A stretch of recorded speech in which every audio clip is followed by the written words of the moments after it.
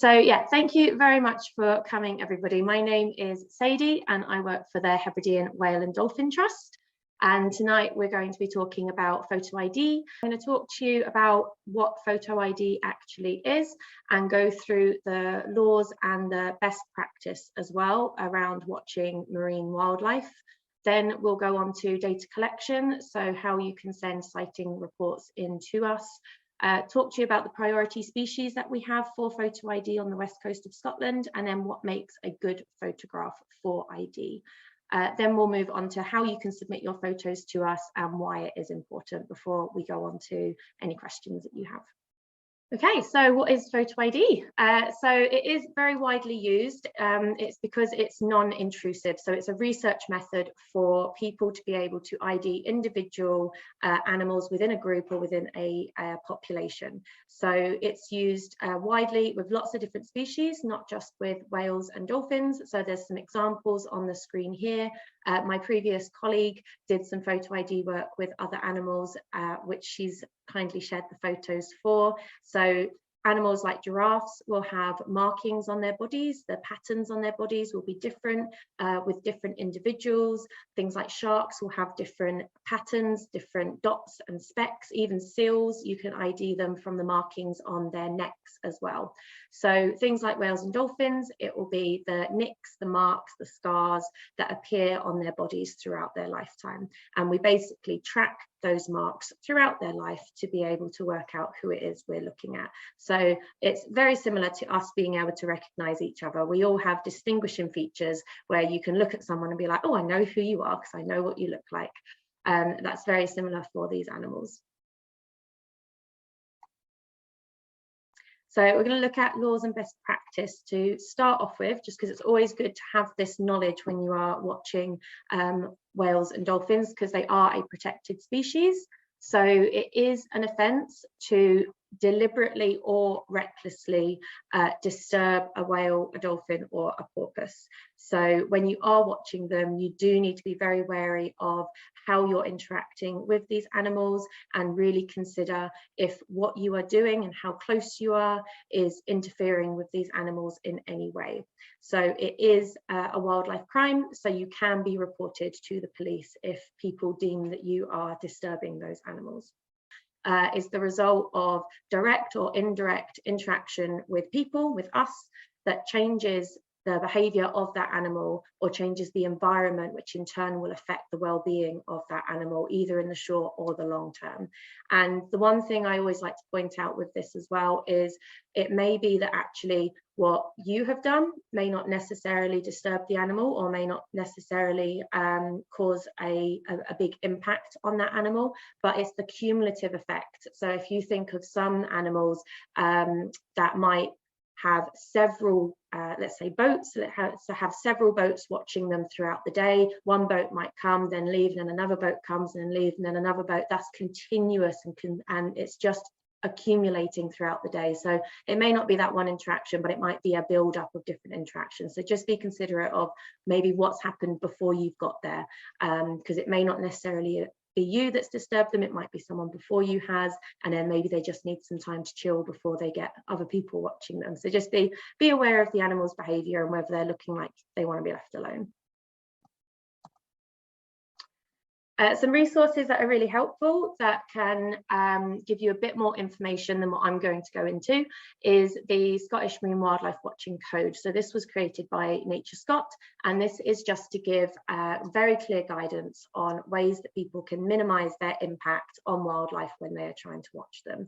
So it will help you stay within the law, and it will also help you get a really good sighting of those animals, because the less that we are bothering them, the more that they'll actually stick around and we'll get a really good sighting of them. And they may also even come closer to you, and that's one of the things I will talk about in a moment. It's always letting them control the encounter, so they may actually get closer to you because you're following this guidance and you might get an even better encounter.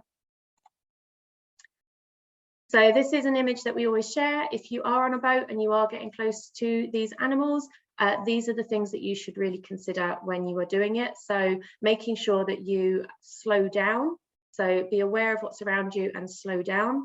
And remember that not all the animals are equal. So there are some animals that actually don't want to know. They really don't want you anywhere near them, and you actually get a better sighting of them from a distance, such as harbour porpoise. They may not actually get too close to you, whereas there's species that actually quite enjoy boats and will bow ride with you. So just consider which animal it is that you are encountering and what their reaction may be. The phrase two's company, three's a crowd is definitely relevant here.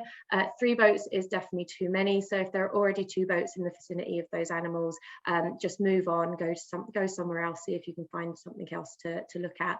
And if another boat arrives when you were there, if you've already been there for a wee while, maybe move on and let them have some time with the animals, so that again, there's not three boats there. Make sure you're moving slowly and cautiously, and position yourself to the side of the animal. So this image shows you kind of how you should approach. So from an oblique angle, not from in front or behind, kind of more from the side and then up next to them. And make sure you're keeping at least 100 meters away, minimum of 100 meters away from these animals. If they're young or they are feeding, then you should stay 400 meters away from them. And then, like I say, it's up to the animal if they decide to come closer to you, which they may very well do. And also allow them to leave if they want to. So some animals will spend a nice amount of time with a boat, but then actually they want to go. So just let them move away and try not to stay more than 15 minutes with them. I have had questions in the past of things such as common dolphins not actually leaving, like they're just bow riding, and that the boat operator actually wants to leave. And it's like, well, how do I get rid of these dolphins now? One of the things you could try is by slowing down, like gradually slowing down, not suddenly stopping. Slow down gradually, and then because they've not got that propulsion, that wave that they're bow riding against, they might get bored and actually leave. So if you ever want to get rid of a dolphin, then just start slowing down and make it less fun for them to be around, and then they should leave, and then you can go on your way. So we are WISE accredited. So one of the things I will talk about today is how we do photo ID on Solarian, our research vessel. So we have done, we've completed the WISE scheme, which is a UK standard for marine wildlife watching. So we have both completed it, but we also deliver it to boat operators. So we are trained in order to deliver it to people, and they can get accreditation to show that they have done this course as well, so they know how to behave responsibly around wildlife. So this is one of the things, if you are a boat operator or you have your own boat, a private boat, that you could look into, because it just makes sure that you understand how to behave around these animals. And if you do ever go out with a boat operator because you want to get some amazing photos, I would recommend going with an operator who is WISE accredited, and you can find a list of them on the WISE website. So just have a wee look at that, and yeah, they're definitely the ones that I would recommend going with. And then, of course, you don't need to go out on a boat for photos. So there are some species that I will point out in a little while that you can actually get photo ID images from land. So you don't have to go out on boats in order to get these pictures. So we've got this amazing resource called the Whale Trail. We have got a website that you can go onto, and you'll see this lovely map, and it will have information of all the different locations, or of some of the different locations that we flagged around the West Coast. That are really good locations to see different species, and it'll also let you know what species that you may see there, and any other thing that you might be interested in, like cafes and accessibility. So yeah, do have a look at that, because you don't have to be on a boat to do this. You can definitely watch from land and get some amazing photos that we can use for ID. So I'm just going to touch on reporting, just because this is very much connected with photo ID and submitting photos to us for ID. So if you're not aware, hopefully a lot of you are aware, we do have Whale Track. This is our community sightings database. So it is a free app, or you can use our website, and you can register a free account, and basically it will, it's a very simple form which you fill out with all the information we would need about the sighting that you have had, and it also allows you to upload photos. So if you ever do have a sighting, even if you don't have photos, if you ever have a sighting, we would very much appreciate that you send the information to us, either through the app or through the website. There's different ways that you can record. There's excursion mode. So if you are on a boat, or if you own a boat, or if you're on a ferry, any vessel that goes on the sea really, you can track your excursion. So this will record your location, your speed, where it is you're going. It will collect those GPS points and the time. And this will allow us to collect effort-based data, because you can record along the way what species you are encountering. And this is really high standard data, because we can then work out where the animals are and also where they're not, whereas casual sightings tell us where they are, because you're going to report them when you actually see them, whereas effort-based will know if you're actually not seeing them in certain areas. So there's a lot we can learn from effort-based data. And then you can also do watches from land. So you can go to a fixed point location. So if you're out for a wee walk and you decide to stop and have a picnic, or you have a lovely headland near you and you just go up there and look out at the amazing scenery, you can do a watch from land for any duration of time that you would like. Again, it does similar to the excursion. It tracks how long you're looking for, and then you can plot in, put in when you see an animal, a whale or a dolphin or a shark or whatever it is you may have seen that's on our list in the app. And again, this is effort-based data, so it's really high quality information that you're sending us.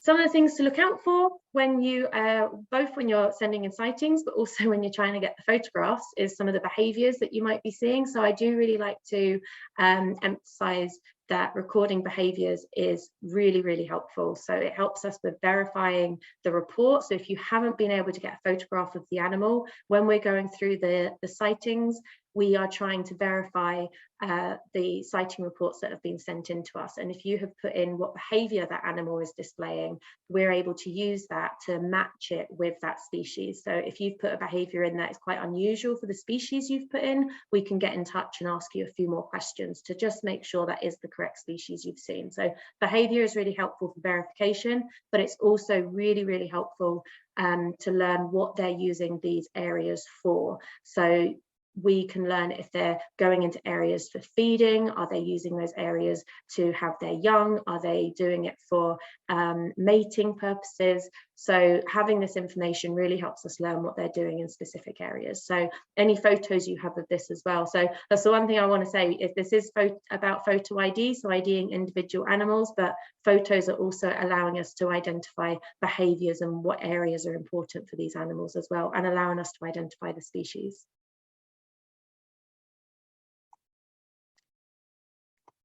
So we're going to talk about the priority species that this is just for us, the priority species that we have at HWDT on the West Coast. So I'm going to go through the animals that we would like to get these photographs for, and also what sort of photos, so what parts of the body we really want these pictures to be of.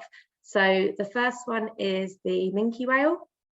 So I'm not going to do much about actual species ID, like how to identify the species. There's a few facts out on the screen there. That's pretty much all I'm going to cover. There is another talk that I've delivered which will be available online at a later date if you want species ID training, but I'll just focus on the minimal bits for this for now. So the minke whale is a baleen whale. It's one of the, well, it is the smallest whale that we'll see in the UK, and you can tell it's whale because its dorsal fin is about 2/3 down its back.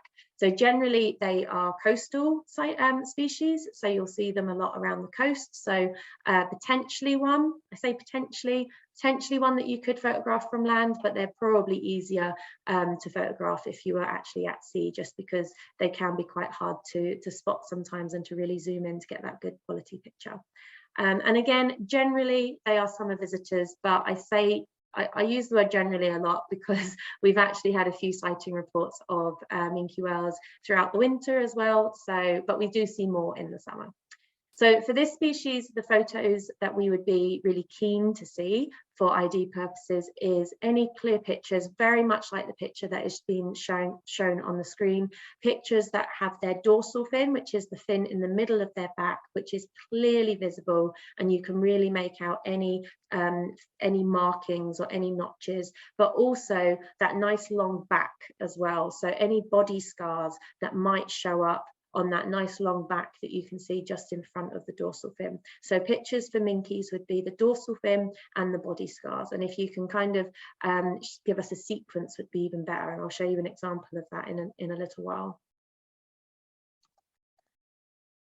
Then we've got the bottlenose dolphin. So, oh, I should have mentioned for the minke as well, we do actually have a minke whale photo ID catalogue, just like we do for the bottlenose dolphin. These are both in the process of being updated at the moment, so they're not available, unfortunately, on our website at the present time, but hopefully in the near future they will be. So we do have a ID catalogue for bottlenose dolphins. So these ones are big and stocky dolphins. They're the largest bottlenose dolphins in the world. They can grow up to 4 meters in size because they're in such cold waters. We're the most northerly point of their range in the world. So they are pretty chunky animals. Again, these ones are coastal. So I would say, and I do know of people who get photo ID images of these guys from land. So that is possible to get photo ID images from land for bottlenose dolphins. And you can see these ones all year round as well. So what we would be after is pictures that show, again, the dorsal fin, that fin on their back. And this will help us work out if there's any nicks or scratches or scars on them. Body is also another good one for the bottlenose dolphin, but generally we are really looking at that, that dorsal fin in the middle of their back. So if you can get a really clear image of that, that would be amazing. Then we've got the rhizos dolphin. So this one we don't have a catalogue for, so we don't actually collect the images to put into our own catalogue. However, we work with a lot of partners and we work with other organisations who are researching these animals. So places like the Whale and Dolphin Conservation have a team who are researching rhizos in the Hebrides. So we would share any photo ID images that get sent to us to them. So I will be going through kind of like data sharing and consent later, but just so you're aware that we do share the images with other organisations for research purposes as well. So these animals, again, are large. They can grow similar size to the bottlenose, about 4 meters in size. They're generally quite dark animals, so you can see that nice dark dorsal fin. But as they get older and as they grow, they do start turning grey, and some of them actually end up being quite rather white in their old age, and that's because they're covered in scars. So they will fight with each other, but more often it's their food. So they'll feed on things like squid, which doesn't want to be food, so it will fight back and it will use its barbed hooks at the end of its tentacles to scratch all over the body of the rhizos. So generally, by the time they're a good old age, they are covered in white scarring, like you can see on the front of these guys here in this picture. Rhizos also have quite a flat face. I always kind of say they look like a dolphin that swam into a brick wall and they're smiling about it. So it's a good way to remember if you're seeing a rhizos, because they don't really have that beak like other dolphins do. So for these, very similar to the bottlenose dolphins, we are after pictures of their dorsal fin and of any nicks or scarring on them. So the pictures here, you can really see that there are some parts missing on their dorsal fin. There's a few nicks in their dorsal fin, and they've got some scratches on there as well. And I'm going to talk a little bit more about those features in a little while. So then we've got the white-beaked dolphins. So similar to the rhizos, we're not collecting them to put into our own photo ID catalogue, but we will be collecting these for other people that we work with who are researching these animals. So we are still very much after the photos for these. So when we're on Solarium, we will stop and take photos if we get the chance to. These animals are quite robust. They've got quite a lot of white markings over them, so they've got that lovely white streak down the side of their body there, and as the name suggests, they've got that nice white beak as well. Generally seen in open waters around the Outer Hebrides, but have been seen closer in as well. And for these ones, dorsal fin again, but also the pigment, the white sort of like patches on their bodies would be really helpful to get images of as well. Then we're on to a lot of people's favourite, the killer whales. So I'm not going to describe these because I think most people know what a killer whale looks like and knows the information about them. They are in different groups though, so that is one thing I will mention. So the reason we get really good pictures of these guys is to try and ID which populations they are coming from. So for the killer whale, we're after that very impressive dorsal fin on their back, and we're also looking for the saddle patch, which is that kind of white grey patch just behind their dorsal fin that you can see in the picture there, and also their eye patch. So if you ever manage to get a picture of the head of the killer whale, that eye patch, that is a really good feature for us to be able to match them as well. So, and if you get a picture of all three, then that is fantastic, because we'll really be able to match it then with other images that we have in the catalogue. So for killer whales, we do keep catalogues. We keep it for the West Coast community, and that one is available on our website. So we will take pictures of any West Coast community members that we see, and we can match them to the catalogue.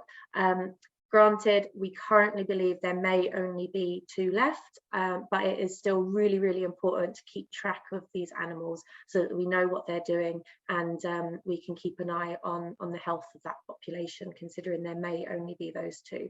However, there are a lot more things that we can learn when it comes to killer whales, so I will talk about that as well in a little while.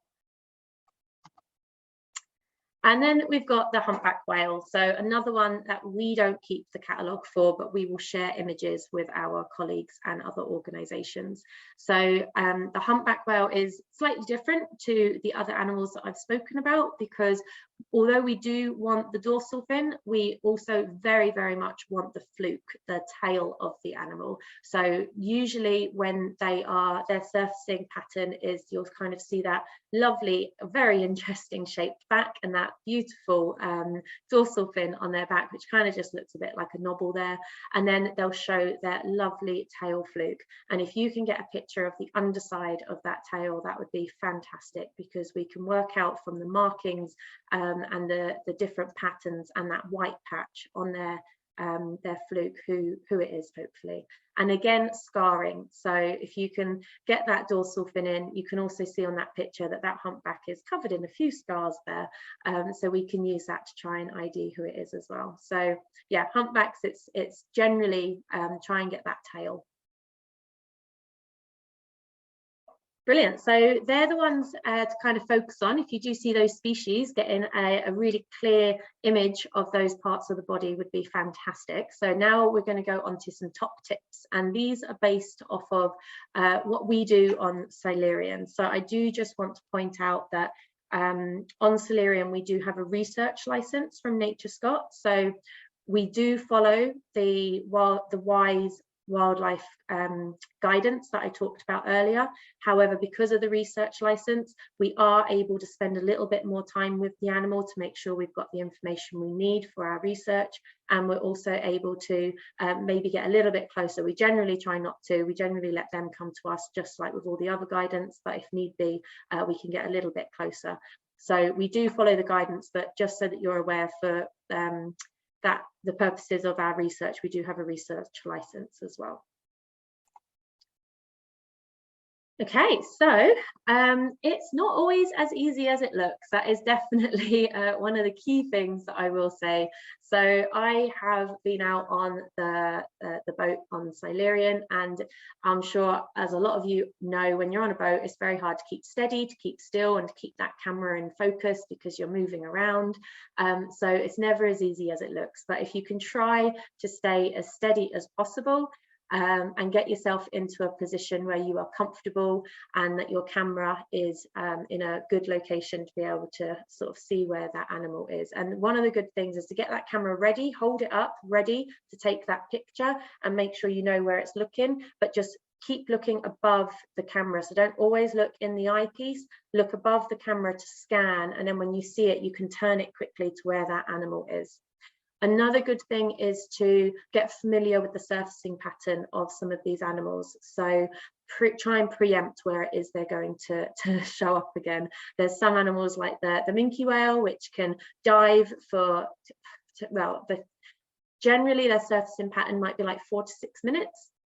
and then they'll show up somewhere else, nowhere near where they were. So just getting familiar with where they may actually turn up, depending on which direction they were traveling in. You can look at surfacing patterns, and you can kind of have a look online just for like how long animals generally will spend underwater to give you an idea for that. So some other tips that aren't on the screen is generally we'll get parallel with the animals to try and get that good side-on picture of the dorsal fin. We ideally want to get a left image and a right image, so from the left-hand side and from the right-hand side. So we've got both sides of the dorsal fin. So the best way of doing this if the animal is traveling is to, like I mentioned earlier, maintain the same course and gradually move closer while following the guidance. And making sure that you're steady and predictable so that these animals know where you're going, and they kind of know which side of them you're on. Try not to sort of dart around in different directions for them. And like I mentioned earlier, if they are foraging, if they're feeding, they may be moving in circular motions because they're hunting. So again, you know you need to keep that 400 meters distance, and they may come to you once they've actually finished foraging or feeding. Oh, the other thing also to consider is the light as well. So some more little tips on the screen here. So group photos are really helpful. So although we want these individual images of the animals, if you do manage to get any group photos, they're really helpful for us to know which individuals are spending time with other individuals. So we can kind of start working out the group dynamics and whether individuals are actually having young. So if there's any juveniles or babies in the group, getting a group picture of who that juvenile is with will help us work out potentially who their parent is, which helps us build a family tree. So any group pictures are fantastic as well. The other thing might be obvious, make sure you've checked your camera settings are on the right setting. I definitely know for me, sometimes when I'm on the boat, I'm jostling around, or I maybe put the camera down, picked it back up. It's just changed the settings slightly, and then my picture actually turns out being pretty rubbish. So just make sure you're keeping an eye on what those settings are and that we haven't accidentally pressed buttons and the picture's not coming out as well as you'd like it to be. And then one of the key ones there is practice. So if there's any birds around while you're looking for these animals, maybe practice getting a good clear shot of the bird that is in the distance.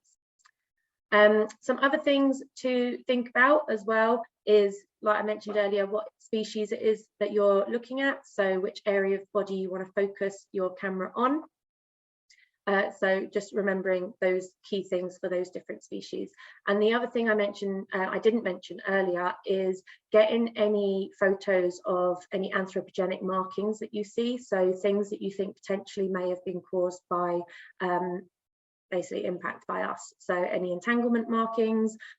We've got a picture of a Risso's dolphin with a plastic bag wrapped around its dorsal fin. Things like that are also really, really good to get photographic evidence of, so that we can have that on record. So I will admit I am not an expert with cameras, so I have included some information about the cameras that we use on Silurian, and in a little bit I'll also show you the settings that we put them on, but I'm not an expert when it comes to cameras, so I very much recommend that you look into what camera it is you have and what the best settings are for that camera for the type of pictures that you would like to get. So we do recommend a DSLR camera which has a long lens, so that you can really get a clear picture of an animal that's in a distance, and allows you to zoom in a little bit as well. So the details are on the screen of what the cameras are we use, but I won't read that out, you can see that. And then, of course, I do like to remind people to just enjoy the encounter. If the animal's too far away, or you've got 1,000 pictures, just enjoy that encounter. Have a moment to appreciate that you're seeing this incredible animal, and that you don't necessarily, if they are too far away, you don't have to get a photo. Your memory is enough of a photo, because you'll remember this encounter. So just enjoy it, and let that animal control the encounter. So if they are too far away and you're at the minimum distance, let them come to you if they want to come and explore and see what you're doing. Some of these animals are quite curious, so will come up to you. So we're going to look at what makes a good photo now. So This will differ from people who maybe would like to take photos to share on social media. So those ones you really want to, you probably want a nice background in it and you want them jumping around. So we're going to look at what makes a good photo for our research purposes. So for fin ID, so getting those decent shots of the fin to be able to identify them, we definitely need them in focus. So you can see the difference between these two pictures here. One of them may have been that we wobbled a little bit, so that one's not very focused. And then the top one there is a lot clearer and you can see the shape of the fin a little bit better. I'd still probably say it needs to, the fin needs to be a bit more in the middle of the image, and there's a bit of shadow on that, but it's definitely in focus. So that is an ideal picture because of the focus. Lighting is also another important one. So some of these images are beautiful images, but the lighting makes it quite tricky to be able to notice those little features that we would be looking at, like any scarring or any nicks out of the dorsal fin. So if you can try and get a nice clear but bright image, so basically have the sun behind you so that it's kind of like putting a nice light on the animal and it's not throwing it into any shadow. And also glare is another thing. So there's shadow, but there's also glare. And I think I'm going to show you an image in a little while that actually shows you a little bit of sun glare on it. So it looks like it has a few extra lesions on its body, but actually it's just a bit of sun glare. So being aware of kind of where the sun is and what the light is with those pictures. So this is a camera settings page. Like I said, I'm not an expert. Basically, we have a set procedure for what settings we need to put our camera onto. So we will have the shutter speed set to 1000, and we'll either use ISO on auto or we'll put it between 100 and 400, and we have that single center point focus. I've added a little diagram up there. Yeah, just for a bit of information, because that's information that, like I say, I do not have. I don't fully always understand what changing each of these settings will do to the image. So again, it's something for you to look into, but they will control how much light comes into the picture. It will control how grainy it will come out, and it controls your depth of field. So making sure those settings are on the right setting for your camera is definitely something that I would say. So just look into what your camera would need, what settings your camera would need. There is information about what camera we use with those settings. So if you have a similar camera, you kind of can try those similar settings out. So another thing to consider is the angle. So like I mentioned earlier, we do want to try and get a real good side-on image of these animals, having them so that they are very much like this image. You can really clearly see those markings and those nicks and cuts that have been removed from that dorsal fin. So getting an image like that is really good. If it was more kind of diagonal to that, you probably wouldn't be able to tell that those nicks are there, or they might look a different shape or a different size. So height is another thing to consider as well. So if you're watching from land, from a headland, or if you're watching from just a slightly higher up position, like if you're on a boat, trying to kind of get down a little bit more so you're a little bit more on their level, so you can really get that side-on image is something to consider as well. And then there's the distance. So we've talked about how far away you should be from the animal, but obviously they could get closer to you, and usually the ones that come closer to you are the ones that we get some really good photos of, because they're a lot closer and we don't have to zoom as much. But using the zoom does help, so I would definitely recommend using the zoom, but don't be tempted to zoom in too much, because you'll start shaking, it might start getting blurry. It also makes the picture you know, when we actually then get the picture on the computer, when you try and zoom into it, it just makes it a bit more blurry. So try not to zoom in too much. So know your limits with your zoom, and because when we get it on the computer, we actually might be able to zoom in more and get a clearer picture than if you'd zoomed in more on the camera. So this is the sequence that I mentioned earlier. So getting sequence pictures of the animal actually surfacing is really helpful. One, helps us to again, work out exactly what species it is, because we can look at the surfacing profile of that animal. But it also lets us look at that full body and what scarings or markings might be on the animal. So if you have a really good image, so you might say that kind of the middle, I don't know if you can see the middle one there, third row down, one in the middle, might be like the best one potentially for photo ID. So you might be tempted to just send that one in, but actually sending in that entire sequence would be fantastic, because we can really then work out what markings, where they are on that animal. So one of the settings to have it on is continuous shooting mode. So we have our camera also set on continuous shooting mode. Does mean you end up with a lot of images to go through, but it also means you're bound to get at least hopefully one good image when they are surfacing, because sometimes they surface very quickly. So having it on continuous mode is really helpful. Videos can also be helpful as well. So this is a video of some bottlenose dolphins here.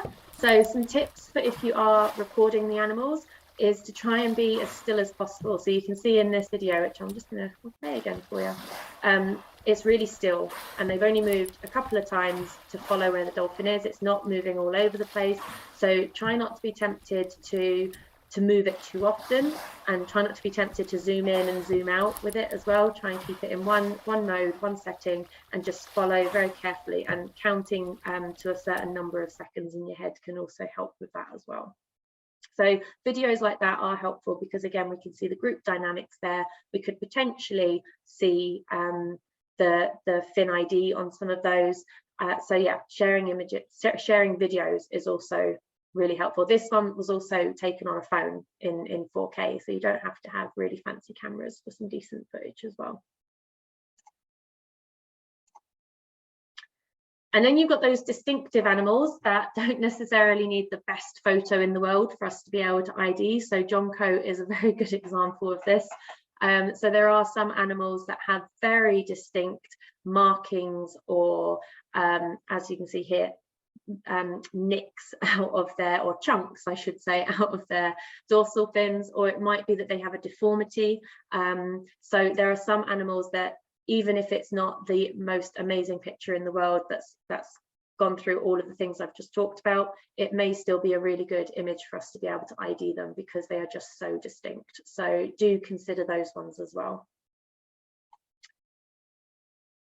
So we're going to look at processing your photos. One of the tips that I was given when I started working on Silurian, getting the photos, is you're taking hundreds, potentially thousands of photos of these animals, and you might see more than one species, more than one of the same species while you're out. So you might be lucky enough to see several minke whales, you might have a pod of bottlenose dolphins, and you're getting several images.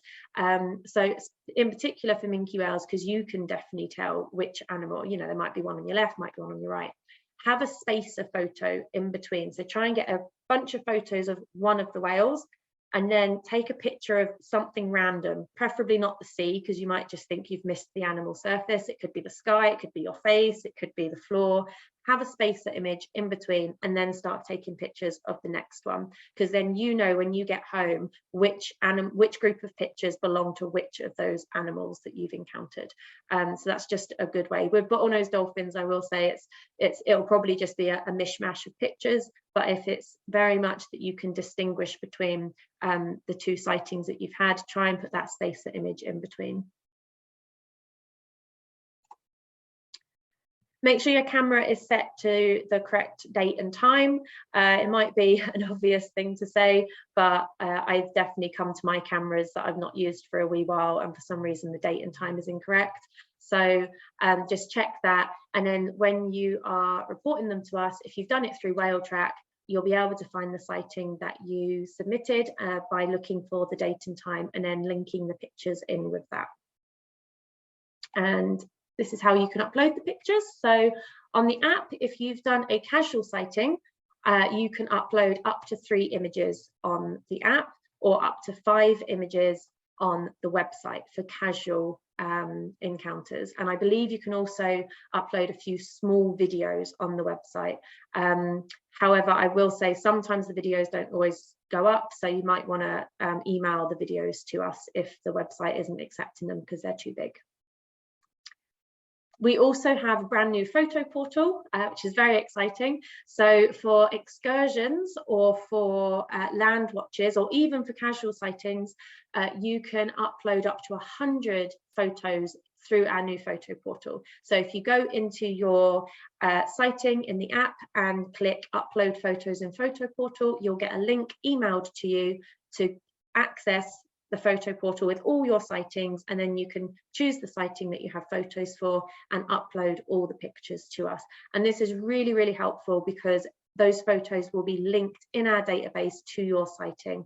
If you email them to us, there's a lot more manual labor involved with us matching them to the sighting that you've sent in. So if you are able to do it through the app or through the website, that would be amazing.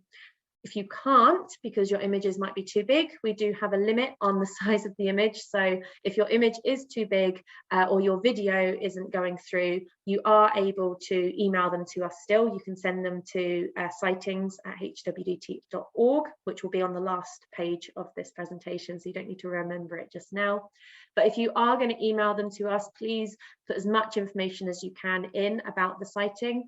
So the date of it, the location, which will be saved on the whale track sighting. If it was somebody else and not you that took the photos, that would like to be attributed to the images so we can credit them. And then it's a bonus for us if you can put the whale track ID in your email to us so that we can straight away go into the database and match them with that sighting report. And you can find the whale track ID by going into your whale track account, finding the sighting, and it will have a little ID on it. And if you can just pop that in the email as well, that would be amazing.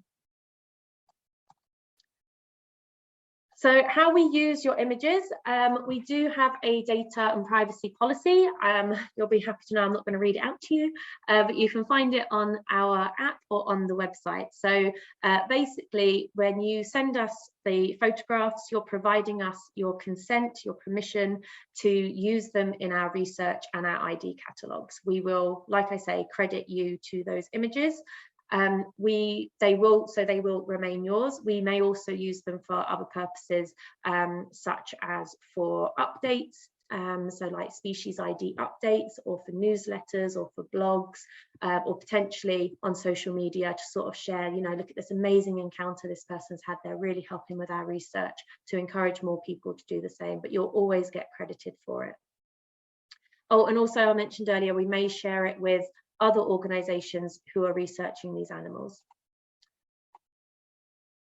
So the other way we use them, I have mentioned it, but to validate your sightings. So the gold standard of sightings would be that every sighting report that comes through has a picture with it, which obviously is not possible, but the gold standard is for photos to have, for sightings reports to have photos attached to them. And this is so that we can very clearly verify the sighting report sent in to us. If you've said it's a bottlenose dolphin and there's a picture of a bottlenose dolphin, we can be like, yeah, that's correct. If you've said a bottlenose dolphin and then there's this picture, we're like, oh, pretty sure they're commons. And then we can get in touch with you and just kind of have a chat about what the species is that you've reported to us. Then, of course, they're used in our catalogues. So this is an example of what one of our catalogues currently looks like. We are in the process of updating it. So this is showing you that we do get the photo of both the left-hand side and the right-hand side of the animal. If it needs a credit, we'll also put that credit in there for who took it. And all of these are saved in a file as well. So it may not be that obviously in the catalogue we can't put all the images in of that individual, so we always put the most up-to-date image that we can in the catalogue. So, and then all the rest are saved on file so we can track the movements of these animals throughout the years. So some information about our catalogue and how we match the animals. We use codes to classify the ID features. So we basically put them into groups, and this very much helps us when we are manually matching the animals and IDing the animals. So if we have a photograph sent into us that has lesions on it, then we know to go to the part of the catalogue that has got the animals ID'd with lesions on them. So it's just, instead of us having to go through hundreds of pages of individuals, we know straight away, oh, that's the part of the catalogue we need to go to. So the classifications that we have are on the screen, so I won't read them out, but there are some example images underneath them. So this one is an example of a distinctive fin notch. So you can see near the base of its fin there, it's kind of got a triangular notch out of its dorsal fin. And then this one here, so the top one, when it says distinctive, it's a large indentation, whereas for a distinctive fin nick, it would be a small indentation. So you can just about make out at the top of this dorsal fin, there's a very small nick out of it there. So that's a small indentation. So that's how we would have grouped that one. Unusual fin shape. So this is an example kind of similar to Jonco. An animal like this, you may not necessarily need the most pristine photograph. This one's quite distinctive in the way the fin looks.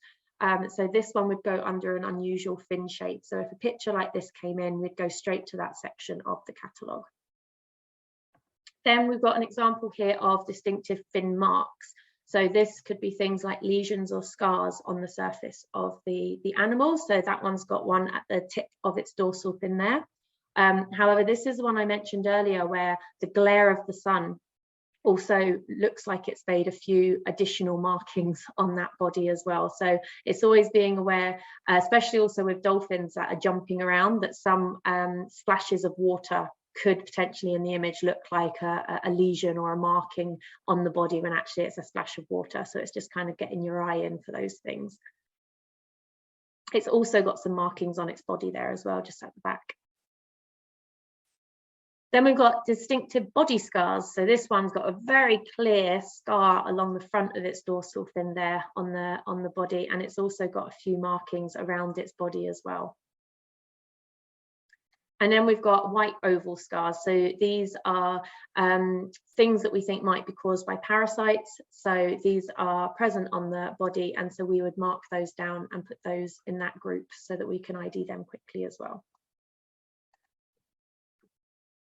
So here's some images of some dolphins, so some bottlenose dolphins. So we'd also be looking at nicks and rake marks for bottlenose dolphins, and these are caused by the animals fighting with one another, and basically they're caused by the teeth of other dolphins. So they might bite each other and remove bits of the flesh, or they might scratch them. So you can see on the bottom left hand picture there's a few rake marks on the base of the dorsal fin there, and they would have been caused by the teeth of other dolphins. Deformities, like I mentioned earlier, so some animals, actually I think you could kind of call it that, but in the top right hand corner, this one's got a little bit of a bump sticking out at the bottom of its dorsal fin there, so that's quite a distinctive dorsal fin because of that kind of bump that's coming out. But also things like scoliosis. There's a few bottlenose dolphins that I'm aware of, or at least one, and I believe there was a calf a few years ago, but I don't know if they survived, in the East Coast population that have deformities in the spine. So they've got scoliosis. So they're very easily identifiable because of that hunchback behind their dorsal fin. And then we've got things like the lesions and the scars that we also looked at on the minke whales. So, oh, we've got 5 minutes. So why your photos are important. So they improve the quality of the data. So I've already mentioned it allows us to ID what animal it is you are sending in to us. It also expands the opportunity for the data to be used for research purposes. It allows us to estimate populations as well. So we use both the photo IDs, but also the sighting reports and the reports that we gather from Silurian, and we use statistical analysis to try and get a good estimate of the population size of the different species. So for instance, on the West Coast, we know that there are 2 communities of bottlenose dolphins. And this was done through looking at the reports that were being sent in to us by the public and the reports that we get from our crew on Silurian, and then looking at the images of the individuals that are being seen in those areas and working out there's actually two very distinct populations in two different areas of the West Coast. We can also monitor the births and the deaths in the groups as well. So like I say, group pictures like this really allow us to work out who is potentially that calf's parent, and it also allows us to, if bodies wash up and we can ID them through their dorsal fins, who it is that are dying in those populations. It tells us about site fidelity as well, so which areas these animals are frequenting. So are they returning to the same areas each year? If they are, what are they doing? So an example is Nobble, so he's a minke whale. So he was first recorded in 2002, and he's been returning year on year. I think there was, I think 2020 was 15 years, I believe, in a row that he'd been returning, and I think he's returned last year. We're waiting for him this year. Usually turns up in July and August, so we know when to expect him because we've got records of when he turns up, and we can ID him because of that very distinct dorsal fin on his back there. So using this information, we can work out which areas are important for these animals. Recording the behaviours, like I mentioned earlier, that you're seeing helps us know what they're doing, what they're using these areas for. And then this really helps us to inform which areas should be protected. So in 2020, alongside information and data that we provided and other organisations provided, the government did set out marine protected areas and special protected areas around Scotland, and the Sea of the Hebrides is a protected area for minke whales and basking sharks. So this information, this data that you send us really does make a difference. We also can track their movements. So this, again, a good example is John Coe. Everyone's got their eye on the sea when John Coe is around, which is brilliant because we can track where it is they are going. So he is part of the West Coast community. However, he, as you can see in that map, which isn't up to date, it's missing a dot in Dover. So that was, it needs to be updated a little bit more, but it goes up to 2021. You can see all the confirmed sightings, and when I say confirmed, photo ID confirmed sightings of John Coe since 1980 and where it is he has been travelling to. So we knew that, I believe it was last year, he went for a wee jolly around Ireland and around the UK. And we also know that in the start of this year, he went back to Ireland and then he came back to the West Coast. So it really helps us track their movements and work out, you know, where they're going, how fast they're traveling to these areas, and again, what they're doing in those areas. And we're still learning. So this is quite a recent one now. So we just released a blog a couple of weeks ago, about the mystery pod. So first appeared in 2018, was spotted from our crew on Silurian around Skye.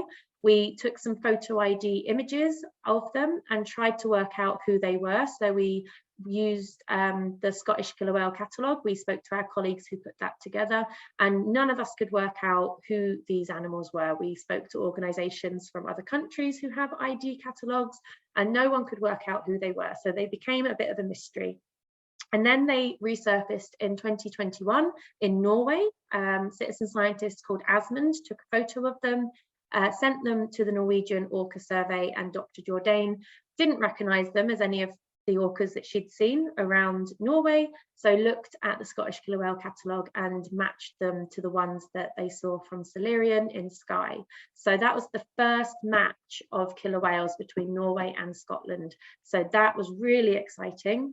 And then they disappeared again until May this year, the 28th of May, when a lady called Sarah took some photos of a group of killer whales, sent them in to us. And again, we spoke with our colleagues and they matched them to this pod. So there's a lot to learn about different populations. They're turning up all the time, and using these photos really helps us work out who they are, what they're doing. So there's still a lot to learn about this pod because we still really don't know much about them at all.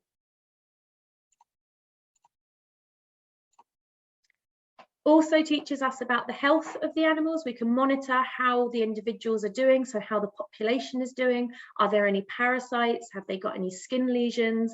What their body condition is like, and if there are any being born with deformities. So we can really keep track of the health of the populations and the individuals. And then that also helps us work out any threats to them as well. So like I mentioned earlier, if you ever see animals with anything that indicates there's been entanglement, so the minke whale at the bottom there has a box strap around its rostrum, around its mouth, the top part of its jaw. Images like that are really important for us to keep track of entanglement risk. The image at the top is potentially from a propeller. So having these images on record also allows us to not only keep track of what threats they're encountering, but any recovery as well. If we've worked out who that individual is, have they recovered from it? Are they doing okay? So almost finished, just the last couple of slides, and it's 1 minute past 8, so I'm not doing too bad. How you can get involved is all on the screen there. So if you don't already have Whale Track, please have a look into it. If you don't want to use the app, you can just use the website, but the app is completely free, no hidden charges whatsoever. Just register an account and then you can put in all your sightings and submit your photos. There's also other organisations around the UK that you can report your sightings to as well. If you find any live stranded whales, dolphins, porpoise, or if you're concerned about a seal, then you can contact the British Divers Marine Life Rescue. If you find a dead whale, dolphin or porpoise, you can contact SMAS, which is the Scottish Marine Animal Stranding Scheme. They keep track of all the animals that have been found stranded and dead, because they then will go out and try and collect samples and work out what caused the death and try and keep track of any of the causes of these animals dying. And then I talked about WISE earlier, so please have a look into that, especially if you're a boat operator. It's a really good course to do. We do have another talk coming up in a couple of weeks. So the Sea-Watch Foundation's National Whale and Dolphin Watch is at the end of July. I can't remember the exact dates, I really should, but at the end of July, so a week beforehand, I will be delivering some training on how you can get involved and why it is so important to get involved. So please have a look into that if you'd like to come to that as well. So just to summarise, please make sure you're following the wildlife watching guidelines when you're out watching these animals and taking the photos of them. Try and see if you can identify the species. The photos are fantastic to help us identify the species and to verify your sightings. Make sure you keep a record of the date, time and the location. Whale Track will do that for your sighting, but if you can make sure your camera and your photos have that so you can match them up accurately, would be amazing. And try and get those left and right hand side images and those photos of the group as well, so we can learn about those group dynamics, and then submit your sightings and your photos to us.